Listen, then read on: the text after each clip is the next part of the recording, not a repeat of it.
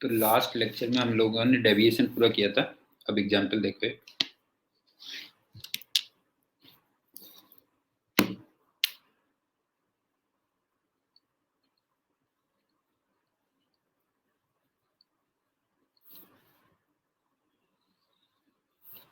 Suppose करो ये air है और ये मीडियम है,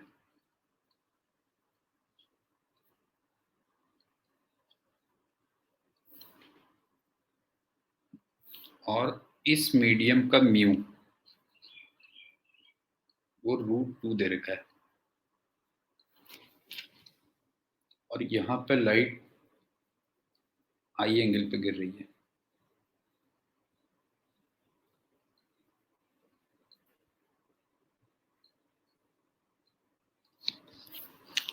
अब ध्यान से देखना, सबसे पहली बात डेंसर टू रेयरर जा रही है। इसका मतलब TIR के चांसेस बनते हैं।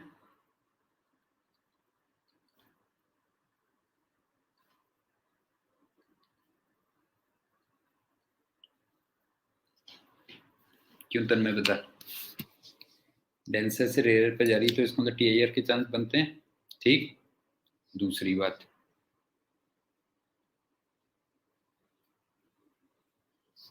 म्यू की वैल्यू √2 है। इसका मतलब जो क्रिटिकल एंगल होगा वो 45 डिग्री होगा। साइन इनवर्स 1/μ याद होगा ना।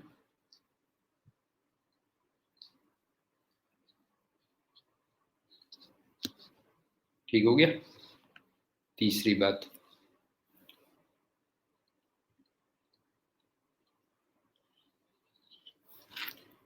अब ये बताओ कि आई की वैल्यू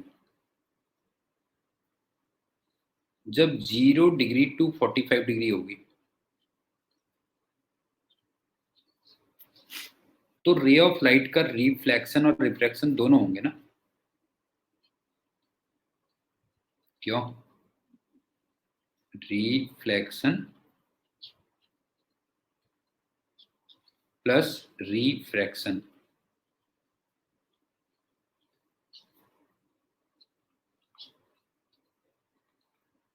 दोनों होंगे।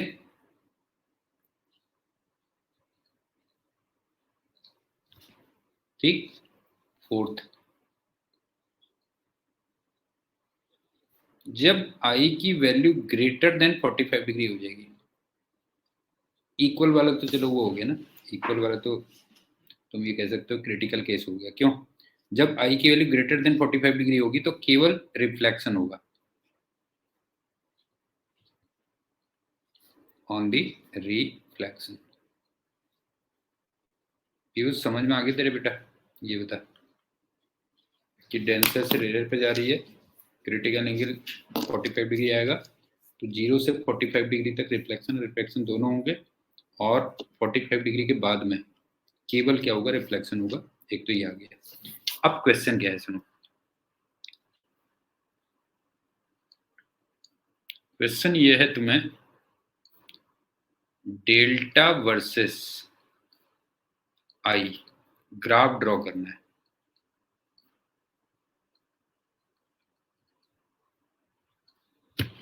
ठीक है, delta versus I graph draw करना है, लेकिन 0 डिग्री से 45 डिग्री तक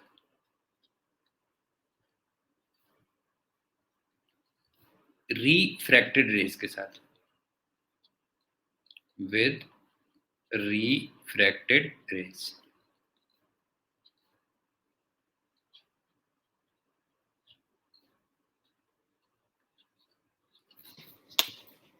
और 45 डिग्री से 90 डिग्री के बीच में। अब तो कोई चॉइस नहीं है ना, नो चॉइस। तन में समझ में आ रहा है बेटा कि 0 से 45 डिग्री तक दोनों चीज हो रही है ना, रिफ्लेक्शन भी हो रहा है, रिफ्रैक्शन भी हो रहा है। तो तुम्हें जो ग्राफ ड्रॉ करना है वो रिफ्लेक्टेड रेज के साथ करना है, लेकिन 45 से 90 डिग्री में कोई चॉइस नहीं है, तो किसके साथ ड्रॉ करोगे? विद रिफ्लेक्टेड, क्यों रिफ्लेक्टेड रे। समझ में आ गया? बताओ। अब सबसे पहले चलते हैं 0 to 45 डिग्री।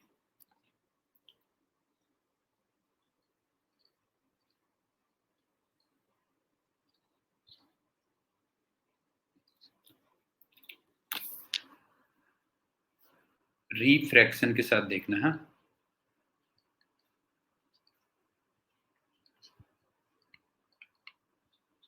यहाँ पे थोड़ा सा एक कैच पॉइंट आएगा, वो देखो क्या है। जैसे मान लो ये आई है,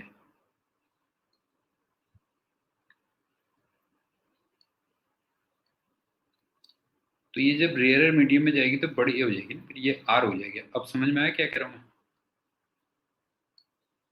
मतलब अब के जो आर एंगल है वो ग्रेटर देन आई होगा। तन्मय बता, समझ में आ रहा है बेटा? ये एयर है और ये मीडियम है जिसका रिफ्रैक्टिव इंडेक्स √2 है। ये हो गया, समझ गए ना? उल्टा हो गया। अब यहाँ पे जो डेविएशन होगा वो फिर तुम R - I लिखोगे। बताओ क्लियर है कि नहीं? बताओ। जो है डेविएशन यहाँ पे R - I लिखोगे ना, ठीक। अब मुझे delta versus I graph draw करना था, क्यों? Delta versus I graph draw करना था, तो इसको हटाता हूं मैं, क्यों? नहीं है, इसको हटाते हैं तो यहाँ पे क्या होगा देखो, √2 इक्वल टू साइन बड़ा एंगल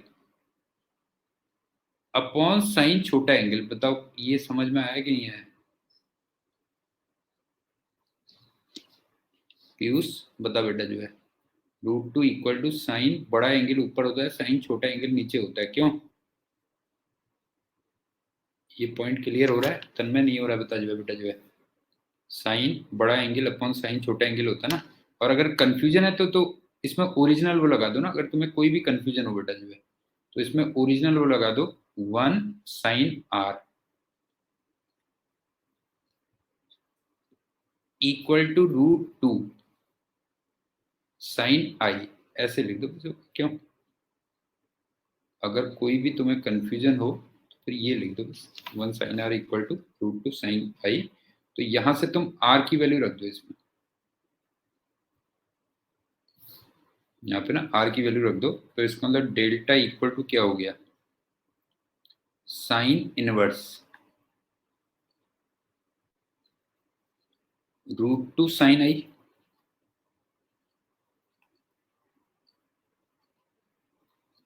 माइनस आई। क्यों? लास्ट लेक्चर की याद है ना, थ्योरी क्या थी बेटा? जो है डेल्टा इक्वल टू ये हो जाएगा साइन इनवर्स √2 साइन आई माइनस साइन आई। लेकिन ये वही अगेन एक कॉम्प्लेक्स इक्वेशन बन गई।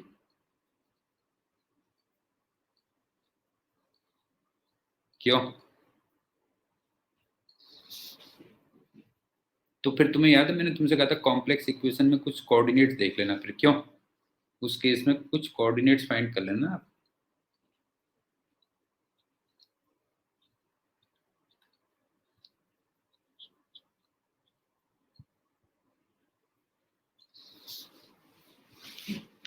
समझ में आ रहा है? मैंने दो वेरिएबल्स तो कर दिए, चलो जो है नहीं, मैंने दो वेरिएबल्स तो कर दिए, डेल्टा वर्सेस आई, लेकिन वो कॉम्प्लेक्स इक्वेशन बन गई। तो तुम कुछ कोऑर्डिनेट्स फाइंड कर लो। अब कोऑर्डिनेट्स कहाँ कहाँ पे फाइंड करते हैं वो देख लो।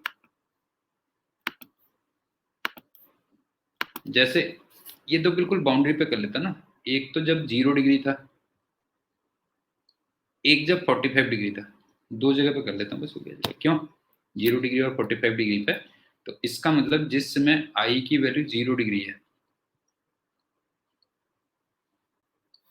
तो देखना 0 डिग्री का मतलब ऐसे नहीं होगा कि लाइट ऐसे गिरी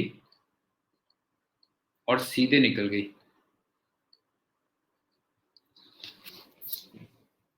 बता तन्मय, 0 डिग्री का मतलब ये हुआ कि नहीं होता? जो है आई जिसमें 0 डिग्री था उसमें लाइट ऐसे निकल जाएगी। तो इस समय तुम्हें दिख रहा होगा डेविएशन भी 0 डिग्री होगा। क्यों? समझ गए ना? आई 0 डिग्री तो डेविएशन भी 0 डिग्री। तो जब आई भी जीरो और डेविएशन भी जीरो, इसका मतलब ग्राफ ओरिजिन से पास होगा ना फिर।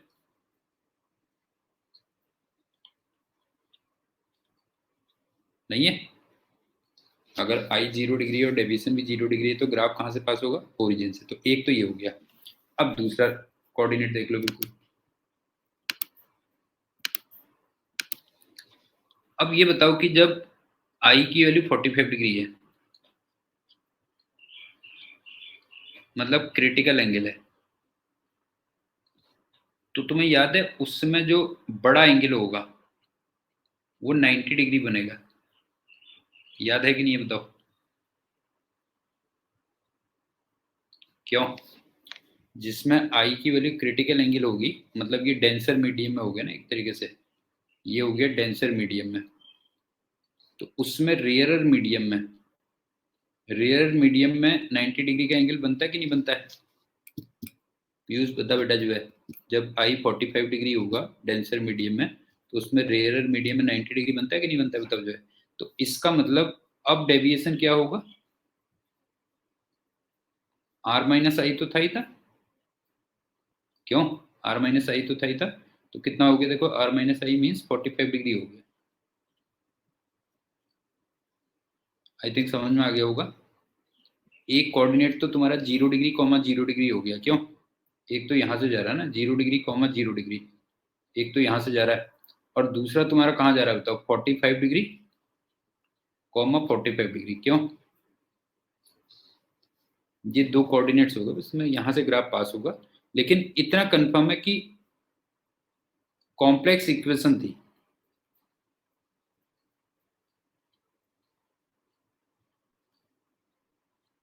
तो नॉन ग्राफ नहीं होगा। क्यों? Not non graph.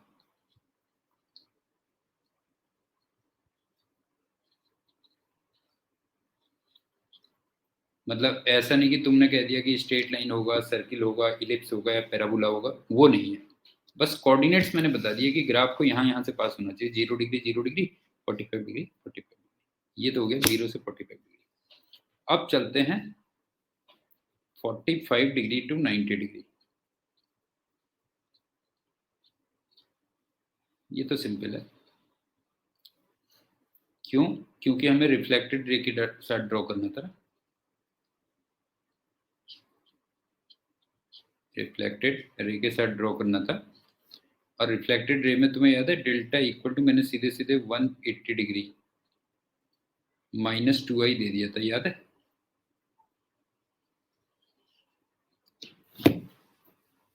याद है 180 डिग्री माइनस 2i। और ये स्ट्रेट लाइन होगा। क्यों?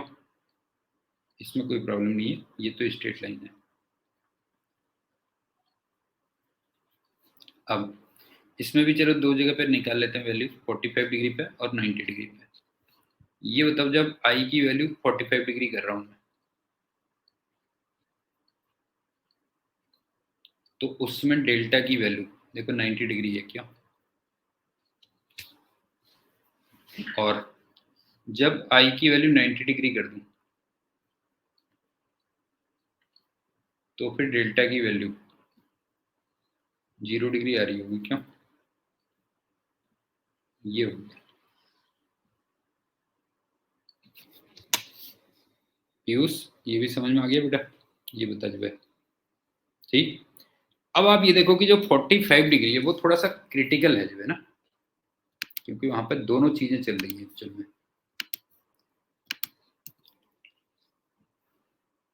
आई इक्वल टू 45 डिग्री, ये थोड़ा क्रिटिकल पॉइंट है।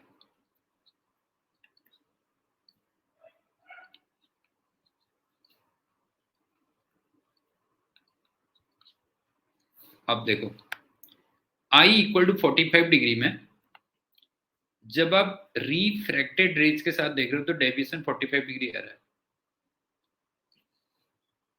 और जब आप रिफ्लेक्टेड रेज के साथ देख रहे हो तो डेविएशन 90 डिग्री आ रहा है। तन में बात समझ में आ रही क्या कह रहा हूं बेटा जी? आई इक्वल टू 45 डिग्री पे जब तुम रिफ्रैक्टेड रेज के साथ देख रहे हो तो डेविएशन फ्रॉम रिफ्रैक्टेड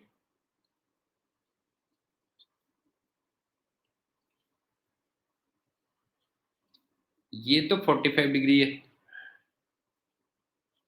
और डेविएशन फ्रॉम रिफ्लेक्टेड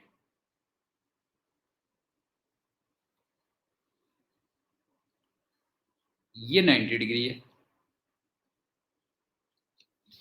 और वैसे भी तुम देखो ना, सिंपल से देखो, ये था बेटा जो है, ये है एक रे, ये हो गई देखो, हाँ बिल्कुल क्रिटिकल चल रहा है, और ये ऐसे आ गई। अब देखो ये 45 डिग्री है, ये भी 45 है। अब सुनना,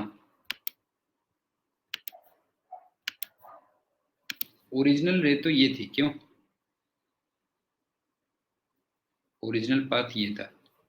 अब जरा देखो ये वाला जो एंगल है, ये 45 डिग्री है, और ये वाला जो एंगल है ये 90 डिग्री है। अब समझ में आया कि नहीं आया? तन्मय जरा बता बेटा जो है, वो बता। एक 45 डिग्री है, दूसरा 90 डिग्री है, और ये जो एंगल है वो ये है एक्चुअल में, और ये जो 90 डिग्री एंगल है वो ये है। बताओ क्लियर है कि नहीं है? पीयूष जरा चेक कर बेटा जो है कि 90 डिग्री बना कि नहीं बना, बता जो है। ये हो गया। और वैसे भी तेरे को याद होगा, इन जनरल मैंने बताया था ना, तुम्हें याद होगा, in general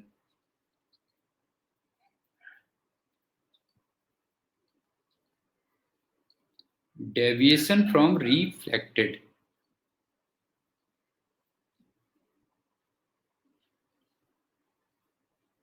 greater than deviation from refracted. याद आ रहा है कि नहीं आ रहा है, बताओ।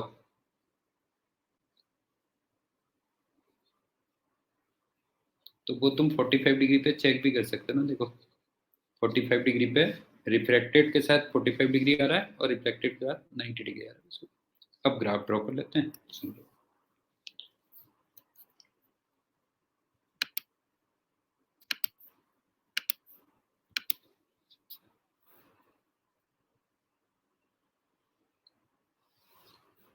इधर मैं ले रहा हूँ डेविएशन, इधर ले रहा हूँ आई। आई की रेंज है 0 डिग्री से 90 डिग्री।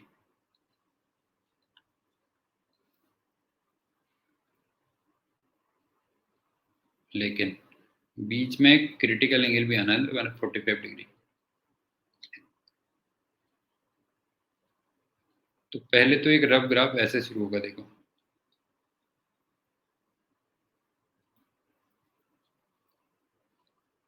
देखो, ओरिजिन से पास होना था, और 45 डिग्री 45 डिग्री से पास होना था। जरा देखो, दो पॉइंट समझ में आए कि नहीं आए? पीयूष जरा देख, एक तो ओरिजिन से पास होना था, और एक 45 डिग्री 45 डिग्री से पास होना था। फिर यहाँ पे सडनली वैल्यू बढ़ गई, ये 90 डिग्री हो गई, और फिर स्ट्रेट लाइन ग्राफ ऐसे बनेगा। ये बताओ, ये क्लियर है? अब बताओ क्लियर है कि नहीं है? ऐसा ग्राफ बनेगा बस, ये कर।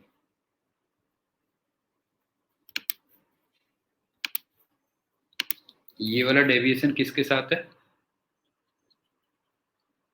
ये है डेविएशन विद रिफ्लेक्टेड लाइट। क्यों?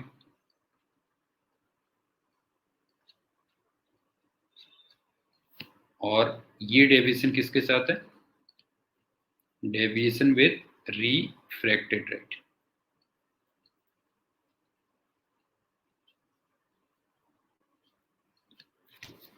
समझ में आ गया या कोई डाउट? बताओ, कोई डाउट तो नहीं है? पीएस टीएम बता, कोई डाउट तो नहीं है बेटा? ये बता जी, कोई डाउट तो नहीं है ना? ठीक। तो ये हमारा रे ऑप्टिक्स हुआ कंप्लीट। और इसमें मैंने बताया था कि जो भी थोड़ा रह जाएगा वो हम पढ़ेंगे फ्रिंज टॉपिक्स में। थोड़ा बहुत रह गया है तो उसको हम पढ़ेंगे फ्रिंज टॉपिक में। अब चलते हैं बाकी नेक्स्ट वेव ऑप्टिक्स में।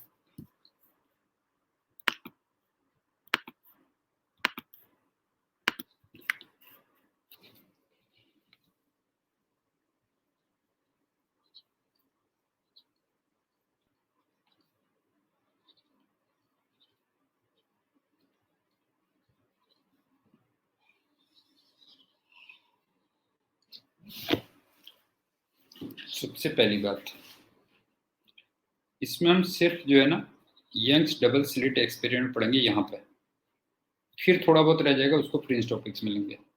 यहाँ पे ओनली YDSE लेंगे।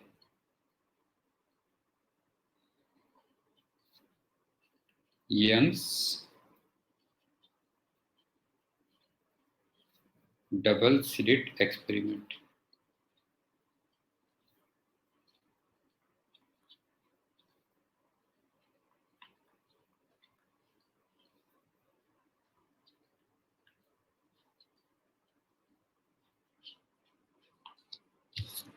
लेकिन उससे पहले हमें थोड़ा वेव के पॉइंट्स पढ़ने पड़ेंगे, मतलब YDSE में आने से पहले थोड़ा सा वेव के पॉइंट्स पढ़ने पड़ेंगे।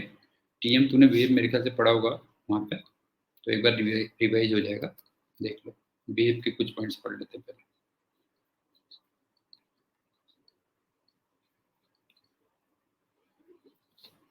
सबसे पहला principal of superposition. Principal of superposition,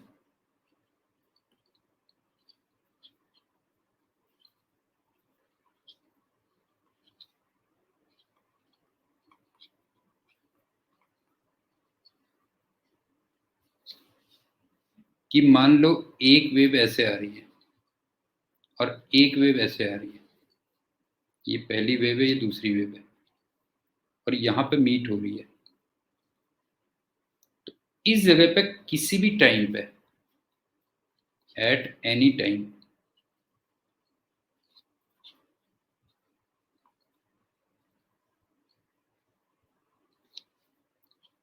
y की जो वैल्यू होती है वो y1 प्लस y2 के इक्वल होती है।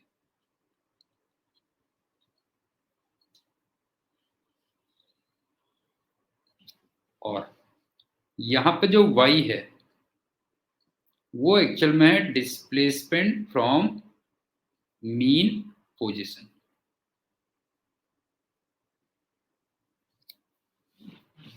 इसको जैसे एक चीज समझो कि मान लो ये वाली वेव ये कहती है कि 4 PM पे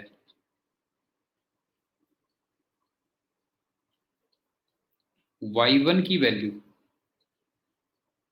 मान लो प्लस 10 सेंटीमीटर होनी थी। प्लस 10 सेंटीमीटर का मतलब उस पार्टिकल को अपनी मीन पोजीशन से 10 सेंटीमीटर ऊपर होना चाहिए था। और ये वाली वेव ये कहती है कि उस पॉइंट को 4 PM पे, उस पॉइंट का जो y2 होना चाहिए वो मान लो -4 सेंटीमीटर होना चाहिए। इसका मतलब उस पार्टिकल को अपनी मीन पोजीशन से 4 सेंटीमीटर नीचे होना चाहिए। तो इसका मतलब नेट जो y होगा, देयरफॉर नेट y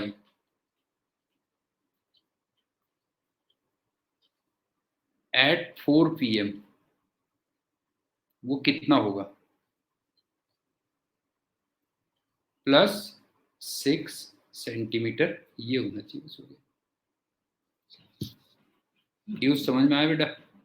एक वेव कह रही है कि 4 बजे उस पॉइंट को अपनी मीन पोजीशन से 10 सेंटीमीटर ऊपर होना चाहिए था, और दूसरी वेव कह रही है कि 4 बजे उस पार्टिकल को जहां पे वो मिल रहे हैं अपनी मीन पोजीशन से 4 सेंटीमीटर नीचे होना चाहिए।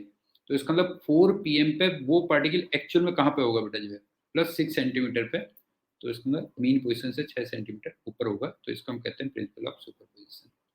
ठीक, अब चलते हैं दूसरी बात।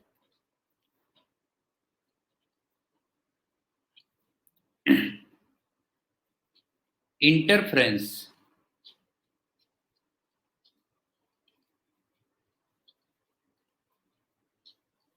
और बीट्स, ये वेव के दो फिनोमिनन है ना? नहीं है, बताओ। टू फिनोमिना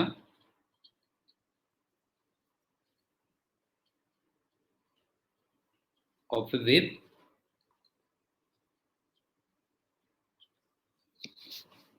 और ये दोनों के दोनों बेस्ड किस पे होते हैं? प्रिंसिपल ऑफ सुपरपोजिशन पे बेस्ड होते हैं, बस हो गया, based on principal of superposition. ये भी क्लियर हो गया कि इंटरफेरेंस और बीट्स वेव के दो फिनोमिना हैं और वो प्रिंसिपल ऑफ सुपरपोजिशन पे बेस्ड होते हैं। और एक चीज और, मैंने तुमसे कहा वेव के फिनोमिनन है, तो स्ट्रिंग भी वेव होती है, स्ट्रिंग वेव होती है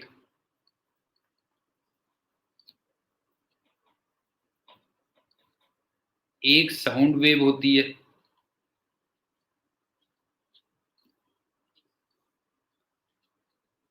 और एक इलेक्ट्रोमैग्नेटिक वेव होती है।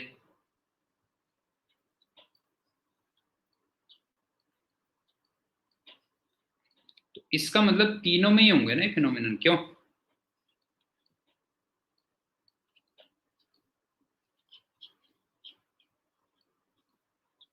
समझ में आया? इंटरफेरेंस ऑफ बीट्स वेव के फिनोमिना है, तो ऑब्वियस ही बात है जहां भी तुम्हें वेव दिखाई देगी उस सब में होगा बस। ठीक, अब चलते हैं थर्ड पॉइंट। अब based on principal of superposition का मतलब क्या है? Based on principal of superposition, इसका मतलब क्या है कि दो वेव्स कई जगह पे मीट हो रही हैं। जैसे ये एक सोर्स है, ये दूसरा सोर्स है, इससे भी कई जगह जा रही है वेव, मतलब कई सारे पॉइंट्स पे मीट हो रही है, यहाँ पे मीट हो रही है, यहाँ पे मीट हो रही है, यहाँ मीट हो रही है, कई जगह पे मीट हो रही है। और हर जगह पे हम लोग कौन सी इक्वेशन लगा रहे हैं? Every point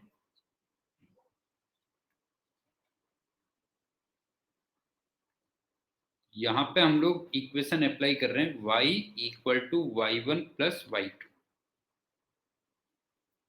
etcetera. तो मेरे ख्याल से ये भी समझ में आ गया होगा कि दो या दो से ज्यादा वेव्स, ठीक है, दो या दो से ज्यादा वेव्स कई सारे पॉइंट्स पे मीट हो रही हैं, और हर पॉइंट पे हम लोग कौन सी इक्वेशन लगा रहे हैं? फंडामेंटल इक्वेशन कौन सी लगा रहे हैं? y equal to y1 plus y2, ये कहते हैं। अब चलते हैं फोर्थ पॉइंट।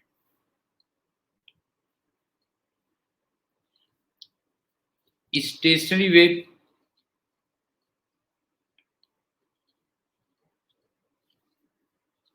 जो हम क्लास 11th पढ़ते हैं, ठीक है, प्लस यहाँ पे जो हम यंग्स डबल स्लिट एक्सपेरिमेंट पढ़ेंगे, ये इंटरफ्रेंस के एग्जांपल्स हैं, ध्यान रखना, examples of interference.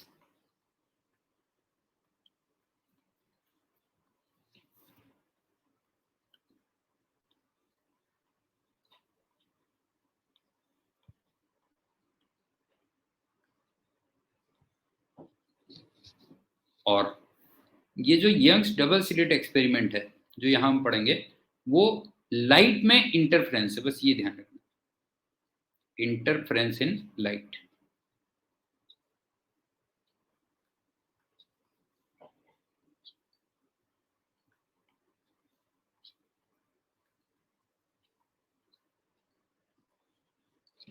Fourth point ये आ गया। अब चलते हैं fifth point.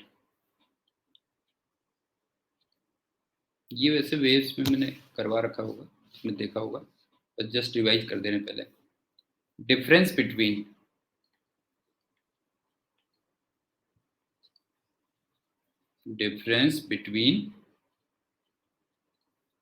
Interference and beats.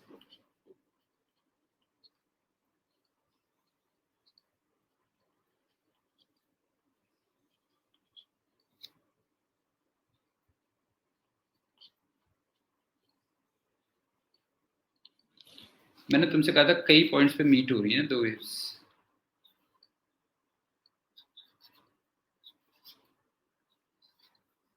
ये मान लो सोर्स 1 है और ये सोर्स 2 है, तो इंटरफ्रेंस में क्या होता था बताओ?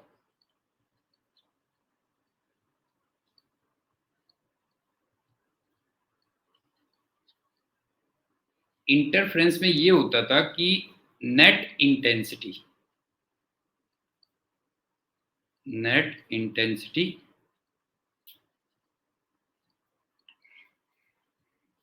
Of a wave at any point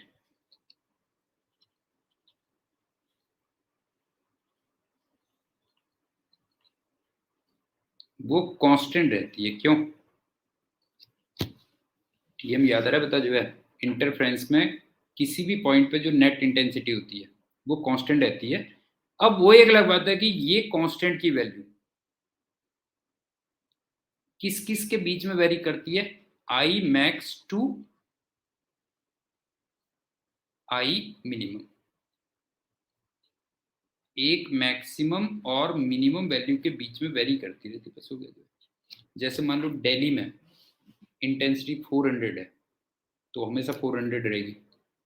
Mumbai में मान लो इंटेंसिटी 100 है तो हमेशा 100 रहेगी। चेन्नई में मान लो इंटेंसिटी 0 है तो हमेशा 0 रहेगी। ये इंटरफ्रेंस होता है। क्यों? Net intensity at any point constant रहती है। अब वो एक अलग बात है कि उस कांस्टेंट की वैल्यू आई मैक्स से आई मिनिमम के बीच में कुछ भी हो सकती है। और बीट्स में क्या होता था?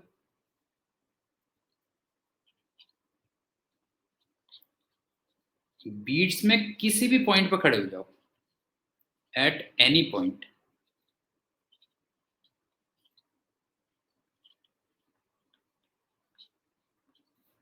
इंटेंसिटी कांस्टेंट नहीं होती है। क्यों? और ये फंक्शन ऑफ टाइम होती है,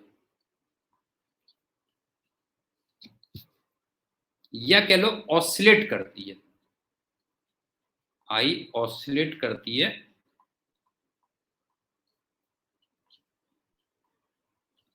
between I max and I minimum. क्यों?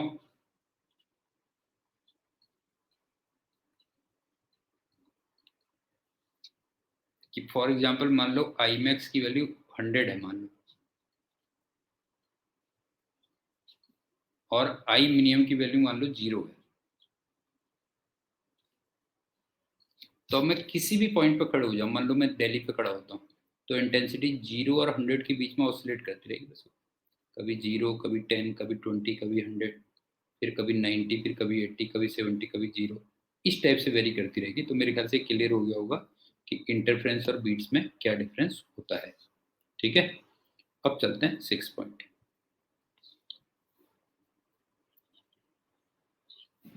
एक तुमने ये पढ़ा होगा कि फेज डिफरेंस और पार्ट डिफरेंस में जो रिलेशन होता था, रिलेशन बिटवीन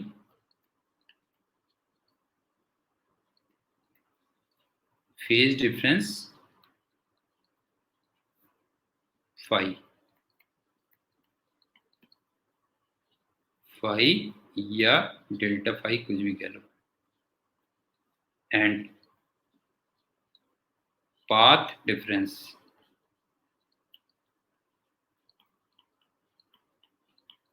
डेल्टा एक्स।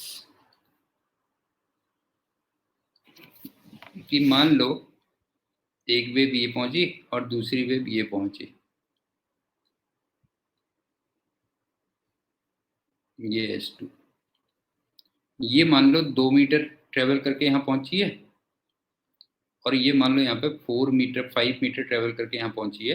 तो इसका मतलब यहाँ पे जो पाथ का डिफरेंस हुआ वो 3 मीटर हुआ ना?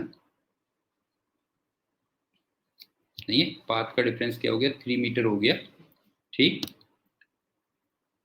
तो जो फेज डिफरेंस होता है उसका एक फॉर्मूला होता है ना, 2π/λ इंटू डेल्टा एक्स, ये कह लीजिए। क्यों?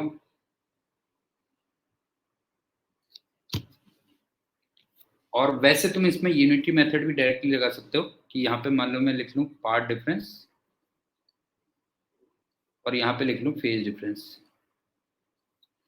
जैसे 360 डिग्री का जो पार्ट डिफरेंस होता है वो तुम्हें सेम फेज में लिया था ना?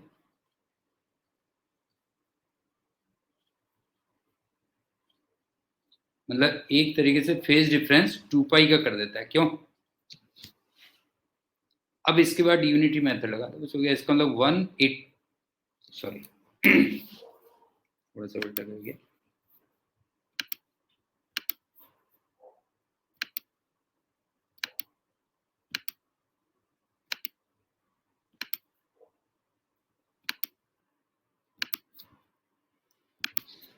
लैम्डा का जो पार्ट डिफरेंस होता है वो आपको सेम फेज में ले आता है, इसका मतलब 2 पाई का फेज डिफरेंस कर देता है, क्यों?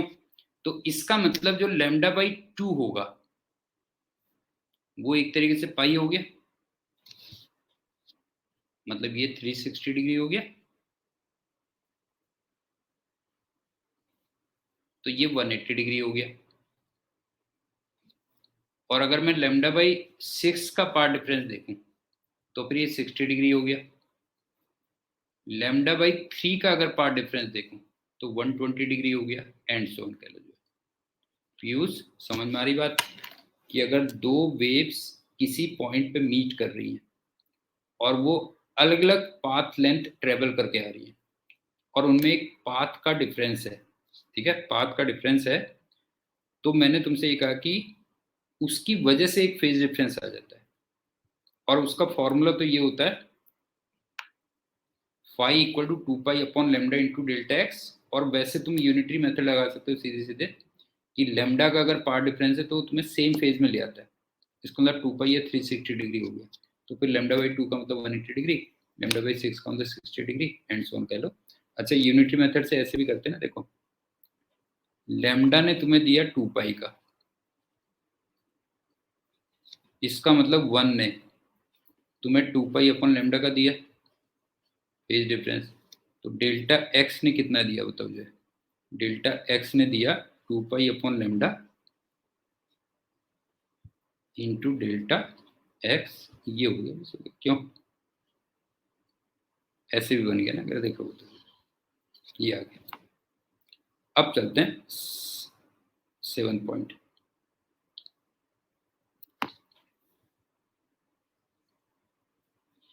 Meaning of path difference, phase difference sorry, meaning of phase difference.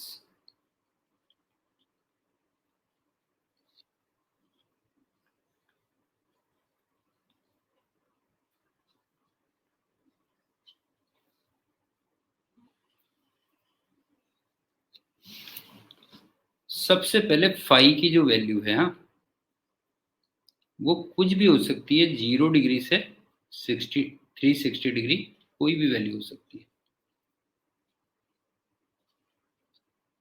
Any value. और हर वैल्यू का अपना एक स्पेसिफिक फिजिकल सिग्निफिकेंस है, मतलब 1 डिग्री का डिफरेंट सिग्निफिकेंस होगा,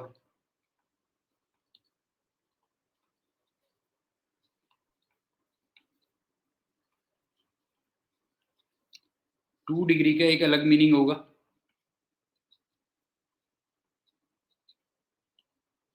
and so on.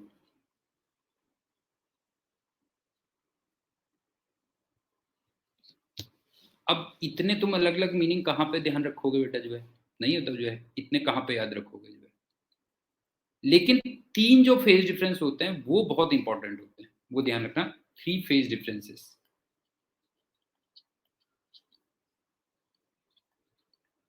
3 phase differences, वो काफी इंपॉर्टेंट होते हैं।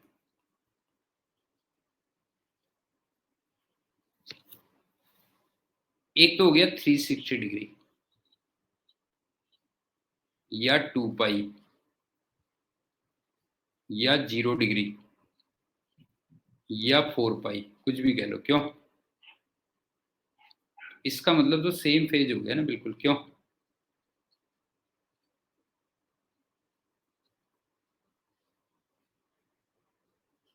नहीं है, इसका मतलब सेम फेज हो गया, और सेम फेज का मतलब बिल्कुल सिमिलर टाइप के ऑसिलेशंस, क्यों? Similar type oscillations.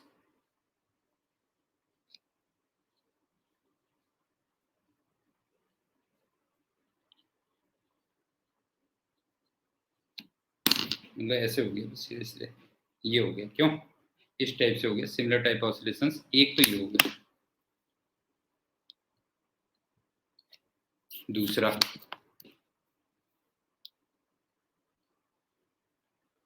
एक फेज डिफरेंस पाई हो जाए या 3 पाई हो जाए या 5 पाई हो जाए एंड सो ऑन, तो ये बिल्कुल अपोजिट वो होता है ना, बिल्कुल क्यों अपोजिट फेज में कहते हैं, क्यों अपोजिट फेज। अपोजिट फेज का मतलब बिल्कुल उल्टा होगा, क्यों ऐसे हो गए, इस टाइप से ऑसिलेशंस हो गए, क्यों इस टाइप से ऑसिलेशंस हो गए, ये अपोजिट फेज हो गए। और एक तीसरा फेज डिफरेंस होता है 90 डिग्री का, क्यों π/2 और 90 डिग्री।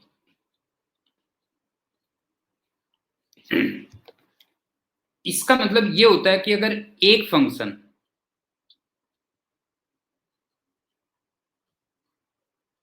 वो अपने मैक्सिमम पे है,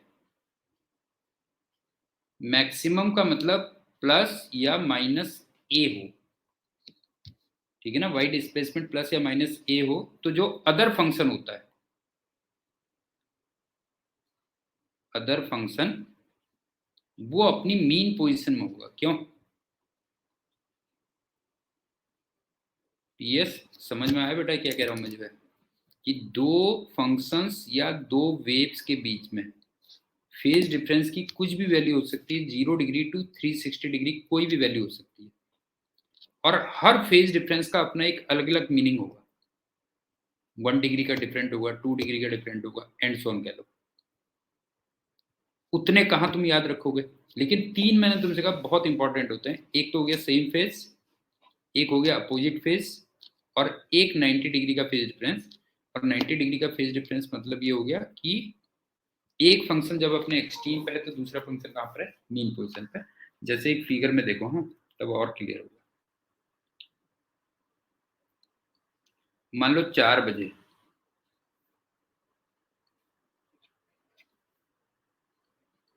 at 4 PM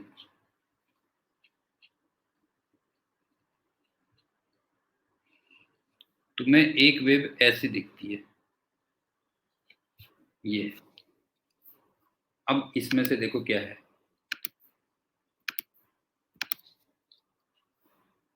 ये और ये पॉइंट 1 और 2, इनके बीच में जो पाथ का डिफरेंस है वो लेमडा है कि नहीं बताओ, डेल्टा एक्स बिटवीन 1 एंड 2, ये लेमडा है। क्यों पीएस बता बेटा, जो है 1 और 2 के बीच में पाथ का डिफरेंस कितना है, लेमडा है। तो इसका मतलब फेज का डिफरेंस कितना हो गया, 2 पाई। इसका मतलब सेम फेज में हो गए 1 और 2, ध्यान रखना बेटा।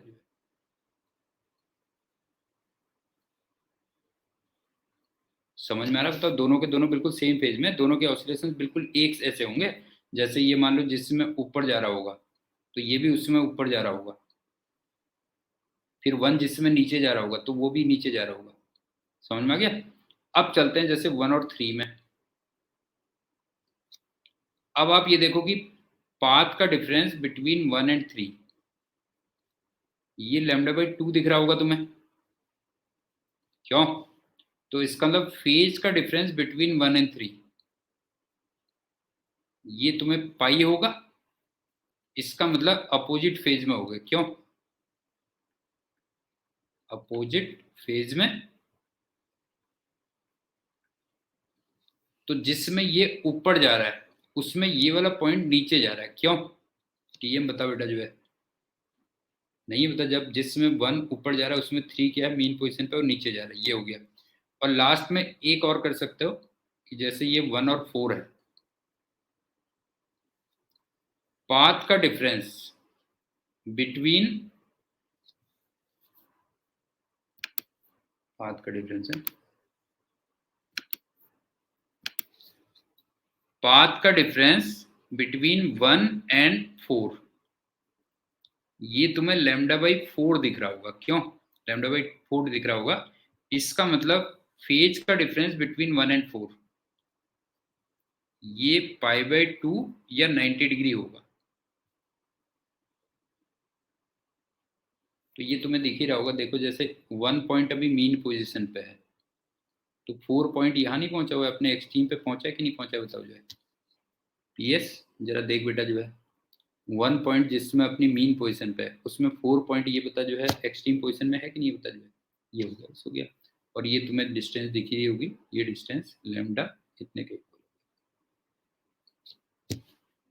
अब चलते हैं 8th पॉइंट पे।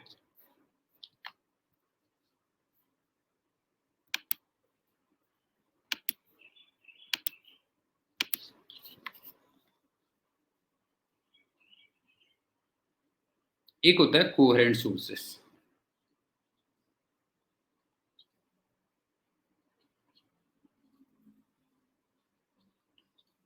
ये सारे पॉइंट्स हमने वेव्स में पढ़ रखे हैं वैसे। इसमें क्या है, देखो एक वेव यहां से यहां आई और दूसरी यहां से इधर आई। ये S1 सोर्स है, ये S2 सोर्स है। यहां पे इनमें एक पाथ का डिफरेंस है, ठीक है, और इसके करस्पॉन्डिंग एक फेज का डिफरेंस है phi.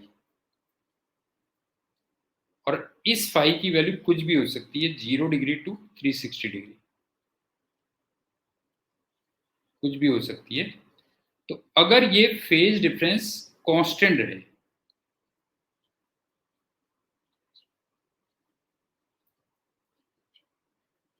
Then sources are called coherent. क्यों?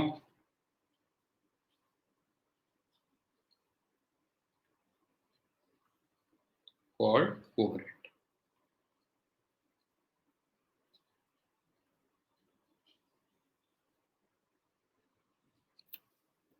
समझ में आ गया? दो वेव्स किसी एक पॉइंट पे मीट कर रही हैं, दोनों के बीच में एक पाथ का डिफरेंस है, उसकी वजह से फेज का डिफरेंस है, ठीक।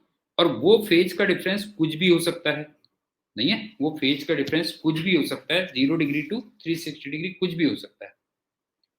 लेकिन जो भी वैल्यू है, कि मान लो वहां पे 10 डिग्री है तो हमेशा 10 डिग्री होनी चाहिए, 15 डिग्री है तो हमेशा 15 डिग्री होनी चाहिए। तो अगर वो कांस्टेंट रहे तो ऐसे सोर्सेस को हम लोग क्या बोलते हैं?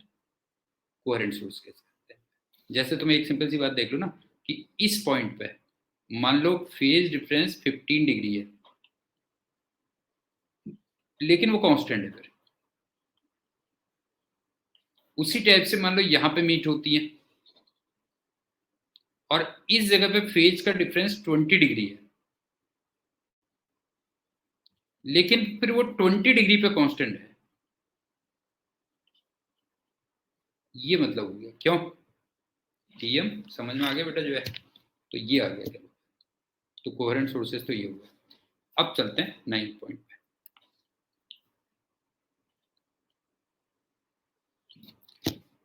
अब सोर्सेस के कोहेरेंट होने के लिए ये जरूरी होता है कि दोनों का टाइम पीरियड या फिर फ्रीक्वेंसी या फिर ओमेगा वो सेम रहना चाहिए for sources to be coherent.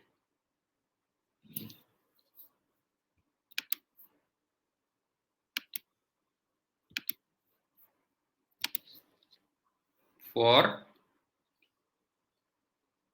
Sources to be coherent,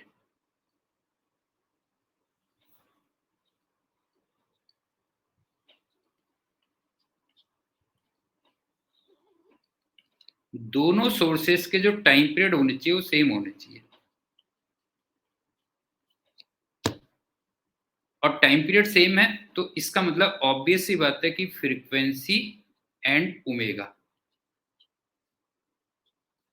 ये भी सेम होंगे।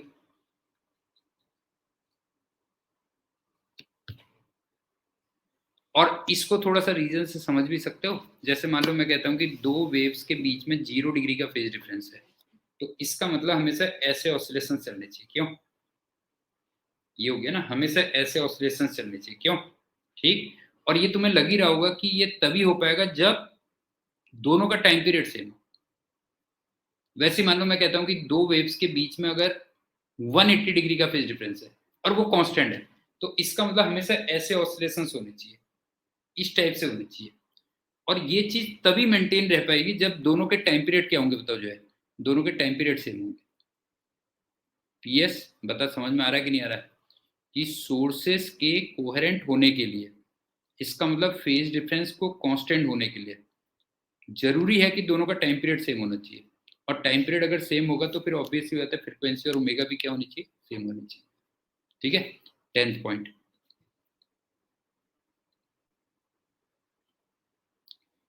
अब लाइट के दो डिफरेंट सोर्सेस कभी भी कोहेरेंट नहीं हो सकते, ध्यान रखना। लाइट के two different sources are never coherent.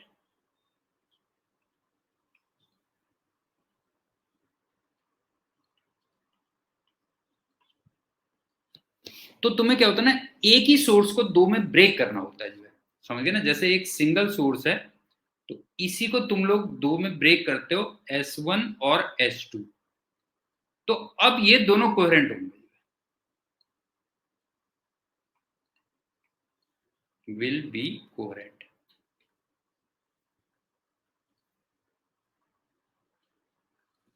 तभी तो आगे चल के हम ये पढ़ेंगे, देखो यंग्स डबल स्लिट एक्सपेरिमेंट, मतलब यहां भी हम बेसिकली वही करेंगे, ध्यान रखना। एक सोर्स को दो सोर्स में क्या करेंगे, ब्रेक करेंगे। तो ये ध्यान रखना, लाइट के दो अलग अलग सोर्सेस कभी भी कोहेरेंट नहीं हो सकते। तो आपको एक ही सोर्स को दो में क्या करना पड़ता है, ब्रेक करना पड़ता है। अब तुम कहोगे रीजन क्या है सर?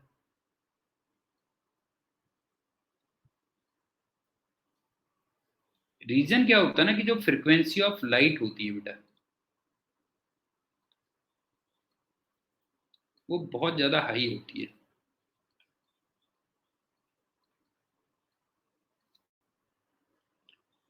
मतलब ये समझ लो 10⁻14 हर्ट्ज इस ऑर्डर की।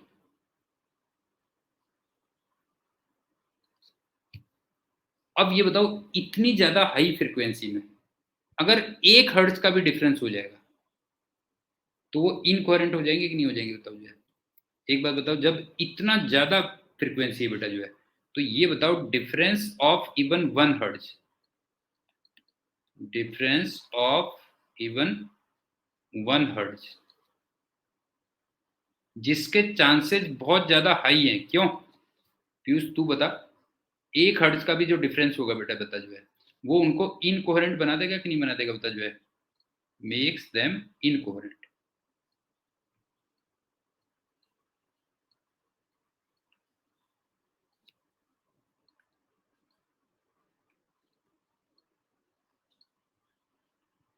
मतलब ये काफी हद तक तू ऐसे ही समझ सकता है ना, जैसे देख जो है जेई मेंस का एग्जाम,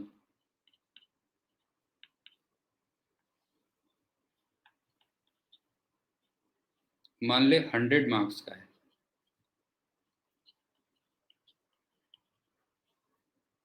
तो चांसेस बहुत ज्यादा है कि कई बच्चों के मार्क्स सेम हो जाएंगे। क्यों पीयूष बता, लग रहा है कि नहीं लग रहा, बता। जेई मेंस के मार्क्स अगर 100 मार्क्स के मैक्सिमम मार्क्स हैं तो कई सारे बच्चों के मार्क्स सेम हो सकते हैं, मतलब जब तक कम है। लेकिन अगर जेई मेंस को, ये बता, मैं 10⁻14 मार्क्स का कर दूं, मान ले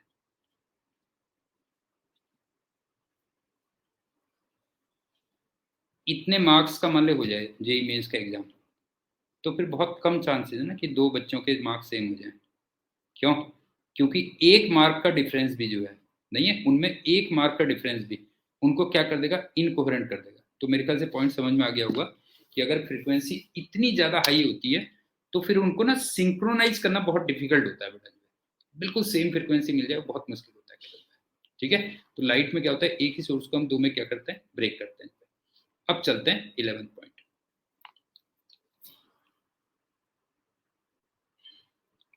अब जो इंटरफ्रेंस होता है ना,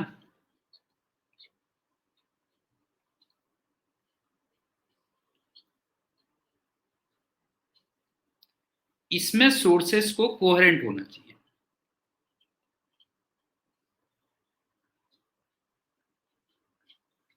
और ये थोड़ा सा तुम्हें लॉजिकल भी लग रहा हो ना, कोहेरेंट सोर्सेस में किसी भी पॉइंट पे फेज डिफरेंस कांस्टेंट है तो फिर इंटेंसिटी भी कांस्टेंट हो जाएगी। कुछ लग रहा होगा ना तुम्हें खुद ही कि वहां पे रिजल्टेंट इंटेंसिटी भी कांस्टेंट हो जाएगी। दूसरी बात, अब उस कांस्टेंट की वैल्यू 1 डिग्री 2 डिग्री कुछ भी हो सकती है, तो इसका मतलब उस इंटेंसिटी की वैल्यू भी, मतलब जो कांस्टेंट इंटेंसिटी आनी है उसकी वैल्यू भी कुछ भी हो सकती है। पॉइंट समझ में आ रहा है? इंटरफेरेंस में सोर्सेज को क्या होना चाहिए, कोहेरेंट होना चाहिए। और कोहेरेंट में मैंने क्या कहा कि किसी पॉइंट पे जो फेज डिफरेंस होगा वो कांस्टेंट होगा, तो फिर इंटेंसिटी भी कांस्टेंट आ गई। अब कांस्टेंट फेज डिफरेंस की वैल्यू कुछ भी आ सकती है, इसका मतलब कांस्टेंट इंटेंसिटी की वैल्यू भी कुछ भी आ सकती है, बस ये कह सकते हैं। ठीक, तो इसमें कोहेरेंट सोर्सेज चाहिए। और जो बीट्स होती हैं,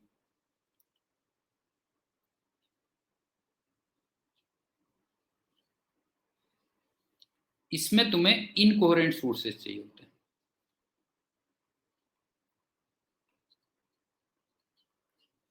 और ये भी लॉजिकल लग रहा होगा। इनकोहेरेंट में क्या होगा, किसी भी पॉइंट पे जो फेज डिफरेंस होगा वो फ्लक्चुएट करेगा, तो उसकी वजह से इंटेंसिटी फ्लक्चुएट करेगी, तो वो बीट्स होगा। बस होगा। टीएम समझ में आया बेटा? जो है इंटरफेरेंस में फेज डिफरेंस कांस्टेंट है तो फिर इंटेंसिटी कांस्टेंट होगी। अब उस कांस्टेंट की वैल्यू अलग अलग पॉइंट पे क्या होगी, अलग अलग होगी। और बीट्स पे क्या हो गया कि फेज डिफरेंस वेरी कर गया, हर पॉइंट पे फेज डिफरेंस वेरी करेगा। क्यों? तो इसका मतलब इंटेंसिटी वेरी करेगी, बस ये कह लो। तो ये आ गया। अब चलते हैं 12th पॉइंट पे।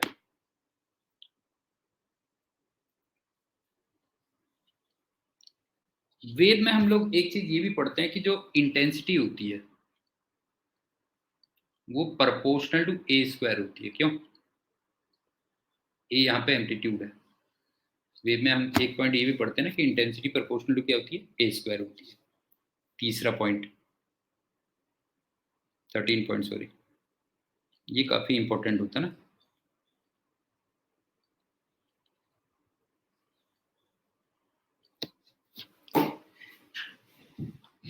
कि अगर मान लो दो वेव्स कहीं पे मिली,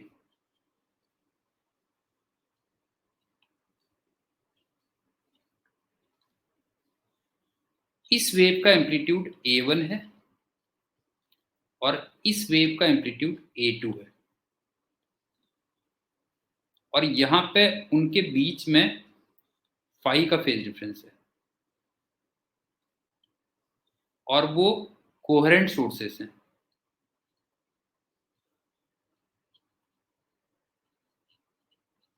इसका मतलब ये आगे चल के इंटरफेरेंस देंगे। क्यों? अगर कोहेरेंट है तो ये क्या करेंगे बताओ, इंटरफेरेंस देंगे।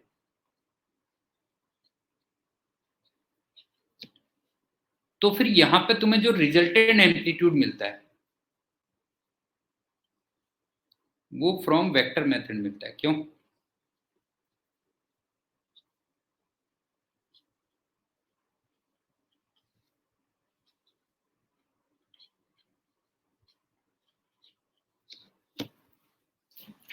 अच्छा, एक पॉइंट और छोटा सा, कि ये कोहेरेंट है तो इसका मतलब सिंपल सी बात है कि ओमेगा, फ्रीक्वेंसी और टाइम पीरियड ये सेम होना चाहिए ना दोनों का।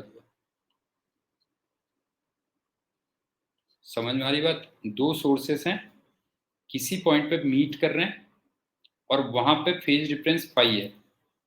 अच्छा, ऑब्वियसली तो फाई की वैल्यू कांस्टेंट होगी ना।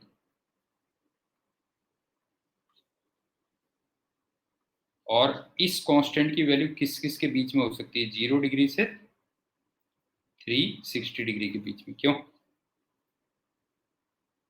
कुछ भी कह लो। और सोर्सेस कोहेरेंट है तो इसका मतलब जो आगे चल के इंटरफेरेंस देंगे। कोहेरेंट है का मतलब ओमेगा, फ्रीक्वेंसी और टाइम पीरियड सेम है।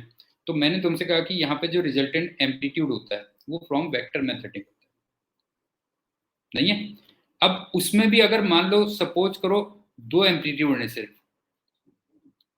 A1 और A2 है, तो फिर तो हमारे पास डायरेक्ट फॉर्मूला होता है।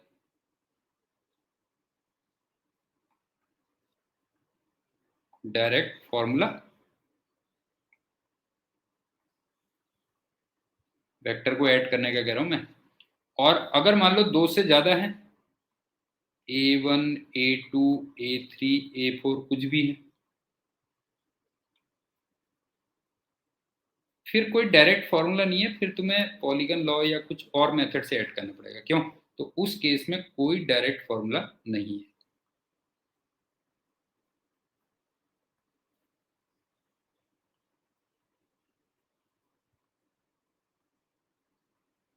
तो मेरे ख्याल से ये भी समझ में आ गया होगा। क्यों?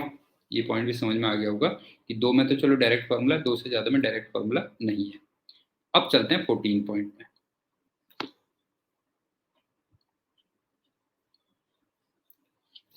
एक बार तुमने वहां पर रिजल्टेंट एम्पलीट्यूड निकाल लिया, तो फिर जो रिजल्टेंट इंटेंसिटी है वो प्रोपोर्शनल टू ए स्क्वायर से निकल जाएगी, बस हो गया। क्यों नहीं है? एक बार तुमने रिजल्टेंट एम्पलीट्यूड अगर निकाल लिया तो वहां से I proportional to A square से कर लोगे, बस हो गया। जो है फॉर एग्जांपल अगर मान लो रिजल्टेंट एम्पलीट्यूड, सपोज करो रिजल्टेंट एम्पलीट्यूड डबल हो गया,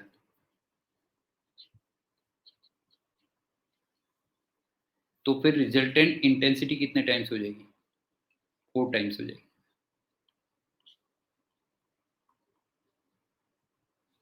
बेसिक समझ में आ गया कि नहीं आ गया बताओ? एक बार दोबारा से सुन लो सारी कहानी, वेव में तो पढ़ते ही, यहाँ भी पढ़ लेते हैं एक बार। Principle of superposition, y equal to y1 plus y2। मान लो पहली वेव कहती है कि 4 बजे उसको मीन पोजीशन से 10 सेंटीमीटर ऊपर होना चाहिए, और दूसरी वेव कहती है 4 बजे उसको मीन पोजीशन से 4 सेंटीमीटर नीचे होना चाहिए। तो इसका मतलब 4 बजे वो पॉइंट अपनी मीन पोजीशन से, एक को मैंने 10 सेंटीमीटर ऊपर 6 सेंटीमीटर नीचे माना था, तो 4 सेंटीमीटर ऊपर होना चाहिए। ये प्रिंसिपल ऑफ सुपरपोजिशन हो गया। दूसरा, इंटरफ्रेंस और बीट्स, ये प्रिंसिपल ऑफ सुपरपोजिशन के एग्जांपल्स हैं। इसका मतलब दो या दो से ज्यादा वेव्स कई सारे पॉइंट्स पे मीट हो रही होगी, और हर जगह हम एक ही इक्वेशन लगा रहे होंगे, y equal to y1 plus y2 etcetera. ठीक। अब इंटरफ्रेंस में क्या होता था कि हमें सोर्सेस कोहेरेंट चाहिए होते थे। इसका मतलब किसी भी पॉइंट पे जो फेज डिफरेंस होगा वो कांस्टेंट होगा। अब उस कांस्टेंट की वैल्यू 0 टू 360 डिग्री कुछ भी हो सकती है। अच्छा, फेज डिफरेंस कांस्टेंट है तो उससे आगे चल के फिर इंटेंसिटी भी कांस्टेंट आएगी, लेकिन इस कांस्टेंट की वैल्यू अलग अलग पॉइंट पे क्या होगी? अलग अलग होगी। और बीट्स में मैंने तुमसे कहा कि किसी भी पॉइंट पे जो फेज डिफरेंस होगा वो वेरी करेगा। इसका मतलब ओमेगा फ्रीक्वेंसी या टाइम पीरियड वेरी करेगा, तो उससे इंटेंसिटी वेरी करेगी। और फेज डिफरेंस और पार्ट डिफरेंस में मैंने रिलेशन तुम्हें दिया कि phase difference phi equal to 2 pi upon lambda into delta x होता है। और वैसे यूनिटरी मेथड से ये मान लेना कि लैम्डा का मतलब 360 डिग्री, तो लैम्डा बाई 6 का मतलब 60 डिग्री, लैम्डा बाई 3 का मतलब 120 डिग्री, एंड सो ऑन कह लीजिए। उसके बाद एक मैंने बताया था कि phase difference 0 degree to 360 degree कुछ भी हो सकता है। हर फेज डिफरेंस का एक अलग अलग मीनिंग होता है, लेकिन 3 फेज डिफरेंस आप जरूर याद रखना कि उनके क्या मीनिंग होते हैं। कि अगर 0 डिग्री है, 360 डिग्री है, तो इसका मतलब सेम फेज में, बिल्कुल एक टाइप के ऑसिलेशन हो गए। पाई है, 3 पाई है, एंड सो ऑन, तो इनको हम आउट ऑफ फेज कह देते हैं, बिल्कुल उल्टे हो गए ऑसिलेशन।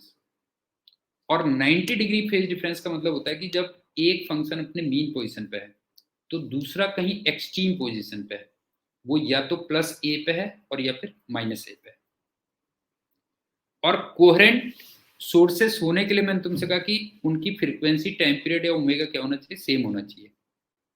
और लाइट के दो अलग अलग सोर्सेस कोहेरेंट हो नहीं सकते। रीजन मैंने बताया क्योंकि बहुत ज्यादा हाई फ्रीक्वेंसी होती है, उसमें दो फ्रीक्वेंसी को इक्वेट करना बहुत मुश्किल होता है। कम फ्रीक्वेंसी पे तो आप कर सकते हो, ज्यादा फ्रीक्वेंसी पे आप इक्वेट नहीं कर सकते। ठीक, तो एक ही को फिर आपको दो में क्या करना पड़ता है? ब्रेक करना पड़ता है।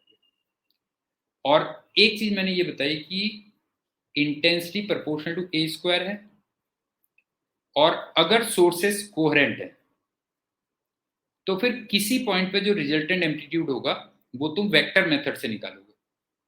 और एक बार तुमने अगर रिजल्टेंट एम्पलीट्यूड वेक्टर मेथड से निकाल लिया तो फिर I proportional to A square से तुम इंटेंसिटी में निकाल सकते हो।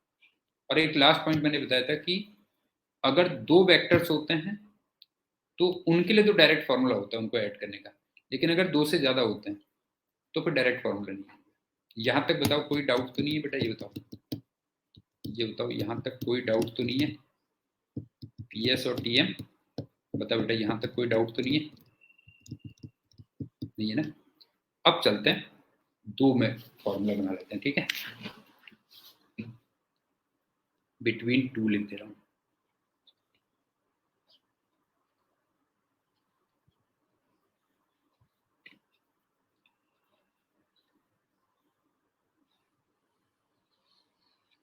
सबसे पहली बात मैंने तुमसे कहा कोहेरेंट होनी चाहिए, तभी फॉर्मूला अप्लाई होगा जब कोहेरेंट होंगे। दूसरा, कोहेरेंट तभी होंगे जब फ्रीक्वेंसी, ओमेगा या टाइम पीरियड सेम होंगे। तीसरा, किसी भी पॉइंट पे एट सम पॉइंट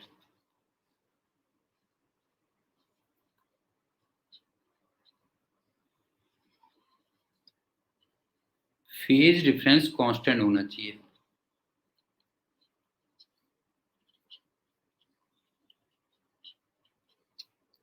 और फिर वहां से फिर इंटेंसिटी भी कांस्टेंट आएगी। और ऑब्वियस सी बात है, इंटेंसिटी कांस्टेंट है तो वहां से फिर रिजल्टेंट एम्पलीट्यूड भी कांस्टेंट आएगा। लेकिन इन कांस्टेंट की value different at different points होगी। क्यों डिफरेंट एट डिफरेंट पॉइंट्स? ये होगी।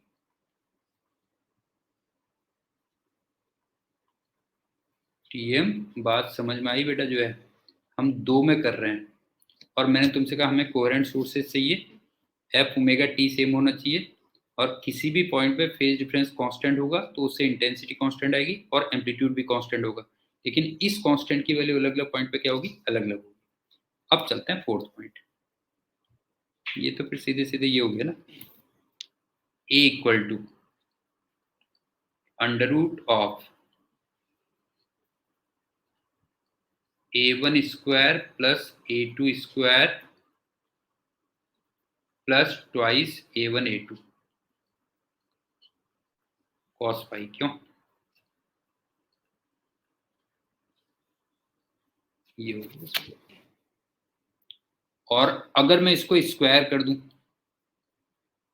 ए square equal to a1 square plus a2 square plus twice a1 a2 cos phi. और I proportional to A square था, इसका मतलब I इक्वल टू एक proportionality constant into A square हो जाएगा। क्यों? टीएम समझ में आ रहा है बेटा? जो है एक proportionality constant into A square हो जाएगा। लेकिन इस इक्वेशन में अगर मैं वैल्यू पुट करूं तो प्रोपोर्शनलिटी कांस्टेंट तो कैंसिल हो जाएगी। क्यों? प्रोपोर्शनलिटी कांस्टेंट कैंसिल हो जाएगा तो मैं सीधे सीधे लिख सकता हूं I equal to I1 plus I2 plus 2 root I1 I2 cos phi. Cos phi बाहर आएगा, ध्यान रखना बेटा। जो है तो ये हो गया, बस हो गया। पीएस जरा बताना बेटा, ये समझ में आई बात नहीं आई? प्रोपोर्शनलिटी कांस्टेंट तो कैंसिल हो जाएगा। ये एक इक्वेशन ये हो गई, एक इक्वेशन ये हो गई, ये हो गई, बस हो गई। इसको मैं इक्वेशन नंबर 1 लिख दे रहा हूँ दोनों को मिला के। हाँ,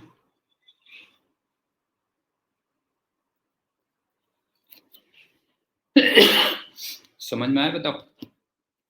तो 2 में तो ये आ गया। क्या अब इसमें भी एक स्पेशल केस बनता है फिर।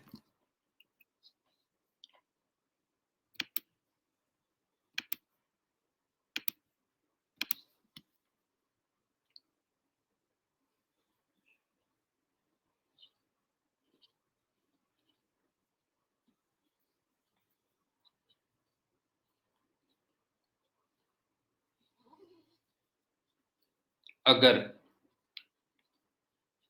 दोनों एम्पलीट्यूड इक्वल हो,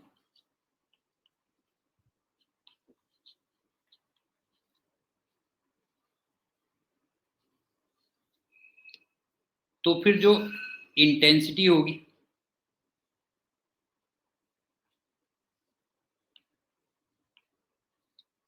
इक्वल टू आई नॉट होगी। तो फिर जो इक्वेशन 1 कन्वर्ट हो जाती है,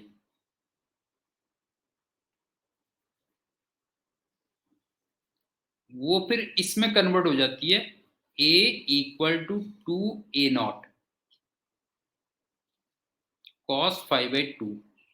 ये हम वेक्टर वाले चैप्टर में पढ़ते हैं ना, तुम्हें याद होगा, नहीं है? तो इंटेंसिटी इसमें कन्वर्ट, एम्पलीट्यूड इसमें कन्वर्ट हो जाएगा, और आई की जो वैल्यू आएगी वो फिर 4I0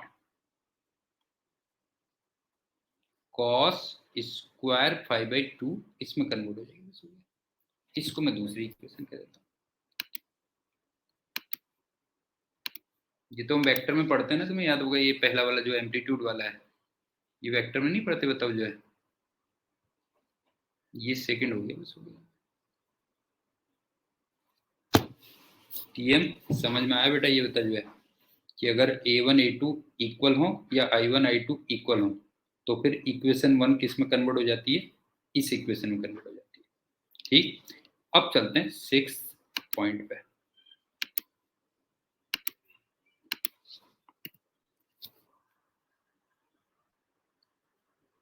अब एक बात बताओ कि इक्वेशन 1 हो या इक्वेशन 2 हो,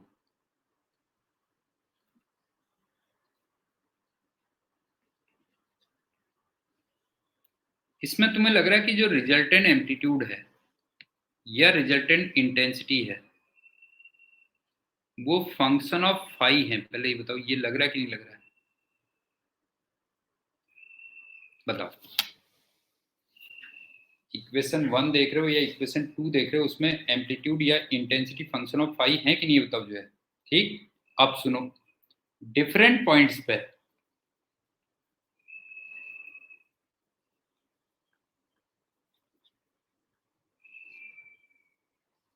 डेल्टा एक्स डिफरेंट होगा। क्यों? बिल्कुल बेसिक से चलते ना, अलग अलग पॉइंट्स पे डेल्टा एक्स डिफरेंट होगा, इसका मतलब फाई डिफरेंट होगा, क्योंकि पार्ट डिफरेंस के तार किससे जुड़े होते हैं? फेज डिफरेंस से। ये डिफरेंट होगा, इसका मतलब ए और आई ये डिफरेंट होंगे। पहले ये बताओ, ये चेन समझ में आई कि नहीं आई, बताओ जो है। अलग अलग पॉइंट्स पे पार्ट डिफरेंस अलग अलग होंगे। क्यों? अलग अलग पॉइंट्स पे पार्ट डिफरेंस अलग अलग होंगे, इसका मतलब फेज डिफरेंस अलग अलग होंगे, इसका मतलब एम्पलीट्यूड या इंटेंसिटी अलग अलग होंगी। ठीक, लेकिन किसी भी पॉइंट पे एट सम पॉइंट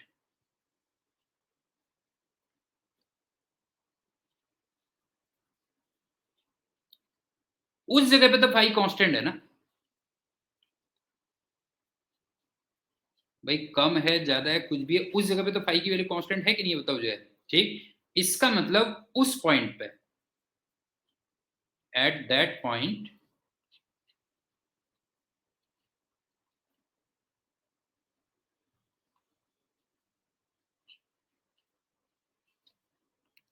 ए या आई ये कांस्टेंट होगा, बस हो गया।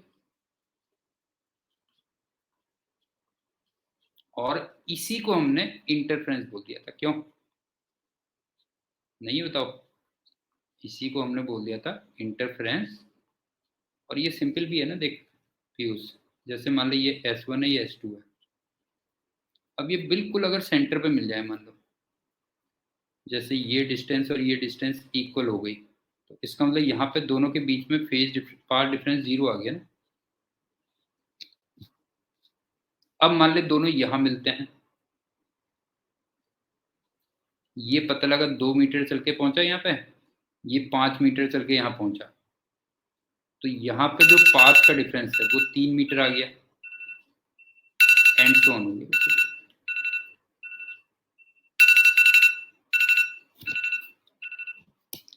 आया समझ में?